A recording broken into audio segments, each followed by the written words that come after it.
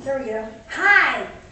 Okay, so Mark was going to try and loosen you up, and I can't let him get away with loosening you up without me also loosening you up. Amen. So I've got a little joke. I think it's a safe place to tell the joke, but you know, I write a joke every week on our column, our weekly email, and it is very hard to find clean jokes. But this one I think is okay.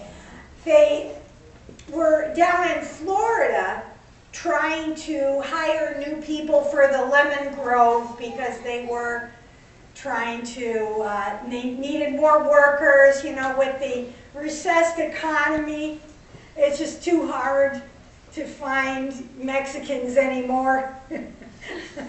Love them, went back to Mexico. So anyway, this lady came forth to apply for a job, and the owner looked over her resume and said, "You look a little overqualified. I mean, you've been a social worker and a public school teacher and a nurse, and now why would you want to work for me in the lemon grove?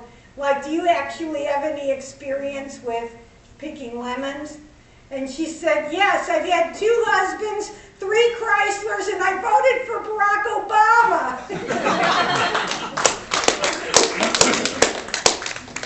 Anyway, just thought you'd enjoy that. I do want to introduce myself. I'm thrilled to be here tonight, and I do have a story why I'm here. 24 years ago, my husband and I asked, what is something we can do to raise the moral fiber of our community, and what's something O'Fallon doesn't need that it would be benefited by? And we said, let's open up a Christian bookstore. And we did. That was the beginning of Back to Basics Christian Bookstore. We got things going for a while. It was nice little bookstore, American Dream, until we were in the Christmas season after being open 2 years, and the city government made a decision to shut down Main Street to do a widening project. Now, in case you've never studied sociology, let me give you a little story. The quickest way to bring merchants together is to take bread off their table. And that's what happened in O'Fallon, because when customers couldn't get to our stores any longer, we knew we had a serious problem. So how we handled it, we formed this O'Fallon Business Association.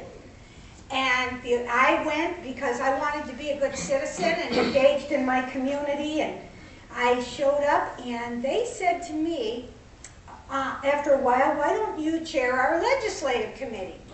And I thought, that's wonderful. I'd love to chair the legislative committee. Just one thing, what does the legislative committee do? And they said, it's simple. You just go to all the Board of Aldermen meetings and report back to us every month on what else they're doing to ruin our lives. So I thought, yes, I can do that. That's easy. When I went, I didn't know who any of my elected officials were. I had to look at the nameplates to see who are the aldermen. And after going for a full year and coming home and back to the report every month at the O'Fallon Business Association meetings, I topped off my report with, ultimately, folks, we are not going to change city government until we change the people in those seats. And that's when someone across the room said, well, why don't you run? And I thought, yes, why don't I run? I mean, what is wrong with this country? When we say the Pledge of Allegiance and liberty and justice for all, we want to believe that that's true, that that's possible. So I ran for the Board of Aldermen, and I got elected 5 times. And when I got into city government, I discovered the real problem is with state government. When I got into state government, I realized the real problem is the national government. But nevertheless, the real problems are happening on all levels, just in different proportions. The governments tend to all be greedy. and seek to extract the maximum they can from the taxpayers. It's just a law of nature. I've not ever seen it differently. And unless good, honest people fight against it, we're only going to get worse.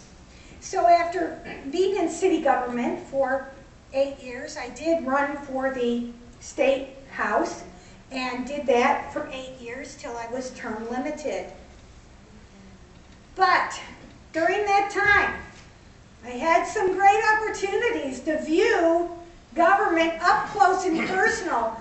And during those 8 years, I not only had a front row seat of the freak show, I actually was in the ring. And folks, I've seen the ugly underbelly of government, and it's ugly.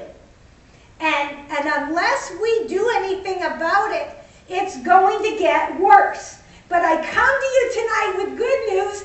We don't have to take it anymore. We don't have to live like that. We don't have to have no choices on the ballot.